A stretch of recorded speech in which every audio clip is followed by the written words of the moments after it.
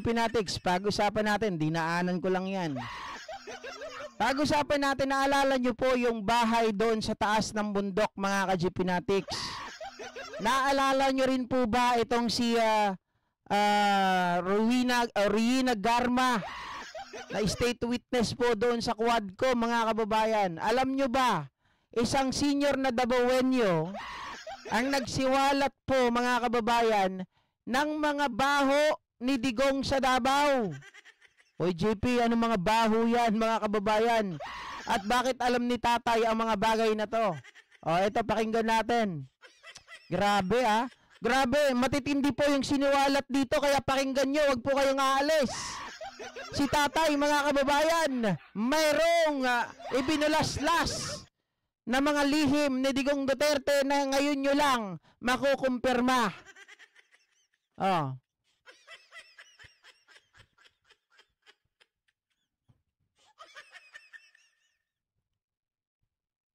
At meron ka pa bang huling mensahe sa mga alam ko may mga babash kayo ngayon na mga DDS, mga Duterte supporter. Ano masasabi mo sa mga tangang DDS? Kay mga DDS, maganda kayo magputo. Kasi don't judge the book by its cover. Ha? Yun yung tatandaan nyo. Kay mga DDS, hindi nyo kilala to. Mga DDS, huwag kayo magputo kay Duterte. Tignan mo si Duterte, yung naging siya, presidente. Ang berdo siya. Maraming pero sa bangko, si Duterte. Ay, tandaan. Ay, wait lang, bago ko ipagpatuloy.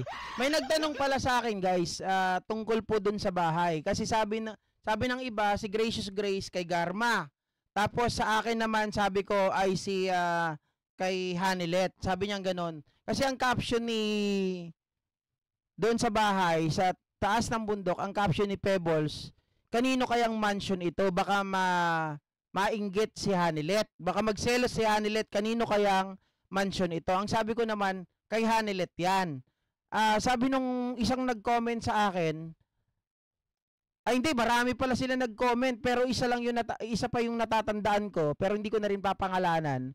Meron dun nagmura sa akin, at meron din isa na nagsabi, Sir GP, paano mo nasabi na si Hanilet yun kung bakit ang may-ari, bakit siya maiinggit?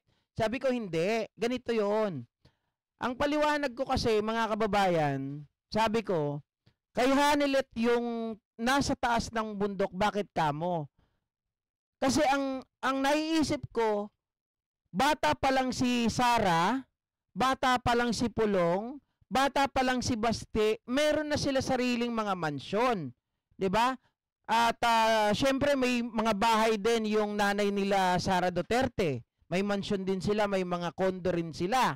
Sa makatuwid, kung ang caption is baka magselos si Hanilet, kanino kayang mansion ito? Maari kasi, mga kababayan, yung mansion na yun ay pinagawa ni Hanilet kay Digong Duterte. Oy, daddy, bigyan mo naman ako ng kondo ko, bigyan mo naman ako ng mansion. Binigyan mo nga yung mga anak mo ng mansion eh. Mga bata pa lang sila. May mga mansion na, tapos ako ayaw mong bigyan. Pagawan mo naman ako. Kung hindi, aawain kita, hihiwalayan kita. O, kung hindi, ibubuko kita. Hindi, ganun yung naiisip ko. Ibig sabihin, nagtantrum si Hanilet para magkaroon ng mansion sa taas ng bundok. Pero yan ay hindi fact, okay? Yan ay isang opinion or, mga kababayan, katang-isip lang ng maruming isip ko. Hindi ko naman alam kung kanino talaga yung bundok na yon o yung mansion sa bundok na yon. Pero si tatay, mga kababayan, may binanggit siya. Ha? Oh. Yung, saka meron pa nalalaman kasi sa isang bundok, meron bahay doon. Hindi ka makakadaan, kailan meron kayong chopper. Para makadaan sa bahay, sa mansion. Ay, grabe, mga ka-GP Natics. Yung bahay doon sa bundok, yung mansyon, hindi ka raw makakapunta doon kung walang chopper. Aba, ganun kayaman ng mga Duterte. Akala ko ba, bahay na green. Nasa Kulambo. Doon natutulog. Propaganda lang pala. Front lang pala. Sa bundok. Meron ba gano'n? Meron. Wala akong alam doon. Meron. Ay, tanda niyo po. Oo nga naman, tingnan ko nga, mga ka-GP Natics, bago natin ituloy yung kay tatay. Kasi parang nakita ko dito, talagang imposible nga rin. Ewan ko kung medyo nag-iisip lang din ako ng ewan. Nag-iisip ng ewan eh, no? Hindi ko kasi tawag dito, mawari. Ano ba talaga ang naging ano dito? Tingnan nyo yung lugar. Sana ba yun? Ayun. Ayan, kung titingnan nyo, mga ka-GP Natics, parang ang ano, no? Talagang masasabi natin na napakataas ng bundok. Ayan, oh, chopper lang daw ang nakakapunta dyan. Para makapunta ka sa mansion na yan, kailangan ng chopper. Walang daanan. Kasi napakataas talagang tuktok ng bundok eh. 'Di ba? Oh. Ayun nga, Leia Nabal, sabi ko nga baka kay Hanilet. Kasi nagtantrum siya kay Digong nang hingi ng sarili niyang mansion. 'Di ba? Oh, ayan, pinapakita ko lang kasi dito. Pero hinahanap ko, saan kaya bababa yung chopper? Baka dito sa side na hindi nakikita, no? Dito. Pero, ano nga, kataka-taka, oh. Pero mo, aakitin mo yan. Nasa dulo. Oh. Chopper, maniniwala nga ako na chopper lang talaga nakakapunta dyan. Tuloy natin yung kay tatay. Bakit magboto kay Bagay, Duterte? kasi sila yung nakakala, matatanda na sila eh. Kaya ako po, hindi ko alam yun. Baka mount, ano yun? Anong mga mount yun? Hindi, ano? Hindi ba kay Kibulo yun? Hindi. Davao yun, Davao. Davao talaga yun, Davao. Pinakagitna. Hindi ko alam yan. Ayan, ayun talaga po. Mayaman si Duterte. Mayaman. Mayaman. Sabi nila, mahirap sila. Mayaman. Kaya nila mahirap na. Ayun, no. Gusto ko po. Aha. Tutong na lang. Pati sa Manila, dami nila ng bangkos pera. Naku po. Saka sa Sara. Kaya nga tumatanggi po. Nung hinamon siya ni Trillanes patungkol sa mga bank accounts, si Digong ay tumanggi. Pero ang tapang na itong matanda na to, mga kababayan, no? Talagang kung magsalita siya dire-diretso eh. Walang kabog-abog, hindi nagdadalawang isip. Parang sabi kong gano'n, ano to, anda na ba itong mamatay? Kasi ako, mga ka-GP Natics, hindi ko masasabi yung mga ganyang bagay. Pero sa bagay, may edad na si tatay. Siguro, sabi niya siguro, ano mapapala nila sa akin? Totoo po, yung mga sabi-sabi. Diba? Salamat kay Trillanes at si Digong ngayon at pasalamatan po natin si Trillanes kasi bakit? Dahil si Trillanes po ang talagang nag-offer ng matitirahan ni Digong sa Dahig. Meron siyang kwarto ngayon sa Dahig dahil kay Trillanes. Loko rin to, no? Pero masarap sa Dahig kasi si Trillanes daw nag-offer na matitirahan ni Digong sa Dahig. At least hindi na siya sa sahig. Di ba? Hindi na siya sa kulambo. Kasi dati, nagkukunwari sa kulambo. Oh. Aircon mo. Hindi, walang aircon. Malamig na nga sa labas, mag-aircon ka pa. Ano may aircon eh? Yan, tayo magpapaalam na. Kunting lang ha. Yung si Noglares, iboto niyo po. Yan. Ha? Pagka Mayor. Nabay clue yan. Nakatatan niya dati, kasama ko dati yan. Siya dati updated sa politics. Ngayon kasi focus na siya sa pang-araw-araw, sa pagkakakitaan sa pang-araw-araw. So, ngayon hindi na siya masyadong updated. Pero kung pag-uusapan ko yung nakaraan, nako, grabe po. Pinapanganak pa lang siguro ako noon. Ito, talaga ng pagdating sa politika.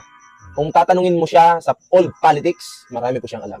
Ngayon kasi makabago na ngayon. Diba? New generation tayo na yun. Diba? Sila eh. Ingatan po. Tapos na siya. Doon, tapos na. Tayo naman. Sige, last mensahe. Taga Davao, iboto niyo po si Noglares pagka mayor. Yun. Good luck po sa inyo lahat. Bakit niyo iboboto si Nograles pagka mayor? Okay. Bakit? Unang-una si Digong, pwede namang iboto si Digong eh. Kaya nga lang, papaano niya magagampanan yung pagka-mayor niya kung nandun siya sa Dahig? Hindi naman po siya disqualified. Nasa Dahig po siya ngayon, pero pwede niyo po siyang iboto pagka-mayor. Pero ito yung tanong, paano niya magagampanan yung pagka-mayor niya kung nasa Dahig siya? Mali kayo. Ayan ang mali, mga kababayan. Malabong mangyari yan eh. Bakit kinukontra ko yung sinasabi dito ng isang kasamahan natin, mga ka-GP Natics? Hindi nila naisip, si Digong Duterte, hindi yan na aatras. Bakit kamo?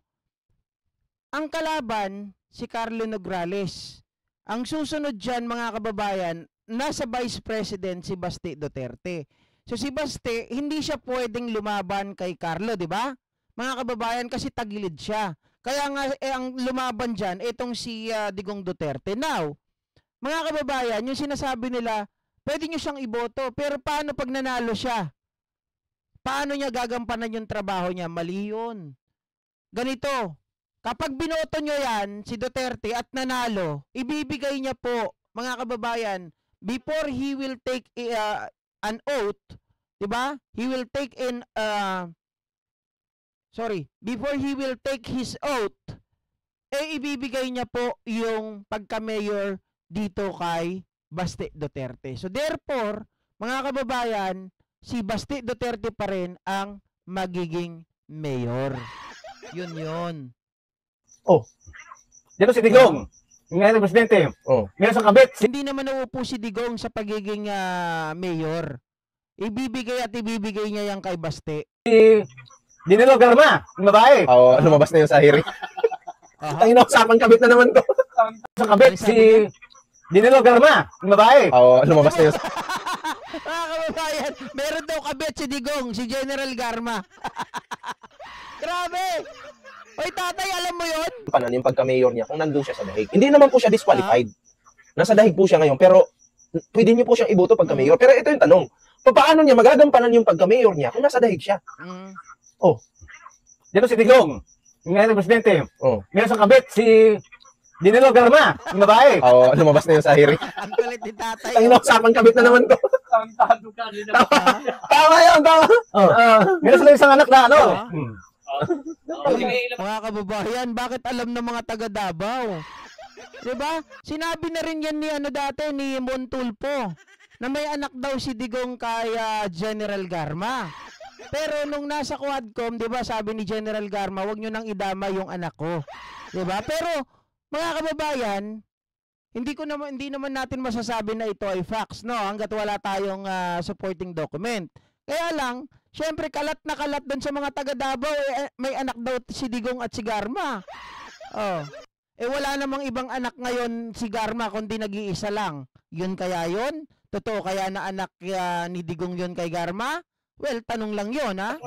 May alam ka pala dyan, ha? Ako nalaman ko lang yun na may hearing na sa Quadcom. Doon ko lang nalaman. Pero ikaw, advance ka masyado. Tama yung sinabi mo. Sabi ko nga mas marami po siyang alam sa akin. Aktivista nga. Ngayon, May anak sila ni Digong? Ay, ako yung nagtatanong lang Di kabit niya, umiyak na yun. Sino ang anak nila? Hindi mo pinakilala sa publiko? Hindi ko ba kasi. Okay. Hirap na, baka mapatay ako. Baka mapatay ako. Natakot din. Pero binulgar mo na eh. Diba na may anak sila?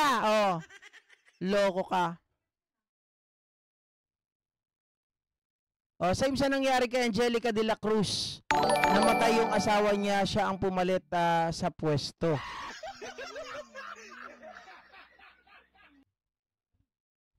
Pwedeng pumalit sa pwesto kapag yun ang isa sa mga susunod na pinakamataas na pwesto. Halimbawa, mayor si Digong, namatay siya, mga kababayan, pwede siyang ipalit niya yung nanalo na vice mayor. Or kapag si Digong nanalo, dahil nga siya nandun sa dahig, pwede niyang sabihin na hindi ko na kaya, tapos ibibigay niya na ito sa anak niya. Ganon din siguro yung sinasabi niyo kay Angelica de la Cruz. Bigla natakot si tatay, no? Andito lang tayo, hindi naman tayo May alam ka ba doon? Hindi. Nakalimutan ko ng pangalan anak niya. Nakalimutan ko na eh. Sa bagay. Nakalimutan ko na. Anyway, Nakalimutan ko na. hindi na natin pahabain yung video, mga pre. sabihin? Maraming salamat. At Iboto nyo si Lugnares. yun. Huling sasabihin ko, hindi, si Digong po ngayon ay nandun sa dahig, nakakulong. Hindi niya po magagampanan yung pwede naman pong iboto ninyo si Digong. Kaya nga lang po, paano po ninyo iboboto yan, or kung halimbawa manalong mayor yan, paano niya gagampanan yung pagka-mayor niya sa Davao, nandun siya sa dahig. Okay. Paulit-ulit na lang. Joke lang, paulit-ulit yung bagay na yun, ano. Pero, sabi ninyo, kung mananalo si Baste, alam nyo guys, sa nakikita ko, Ma'am Priscilla Acepcion, meron pa rin bilang ang Duterte sa Davao. Marami pa rin nauto eh. So si Baste, palagay ko mananalo bilang mayor kasi yung kalaban niya ay hindi naman po sikat, 'di ba, bilang mayor. So I assume na si Baste Duterte talaga ang mananalo bilang vice mayor diyan sa Davao. Tama naman kayo kung mananalo. Pero sabi ko nga, I assume and presume na si Baste talaga yung mananalo kasi tiningnan ko yung background ng kalaban, hindi yun po sikat. Nakita natin ang mga Duterte may bilang pa rin. Nung nag-rally sila noong Davao Day, di ba? Napakarami nung tao na yon. So, naniniwala ako na may makukuha pa rin boto yan sila Baste dahil mga uto-uto. Oh.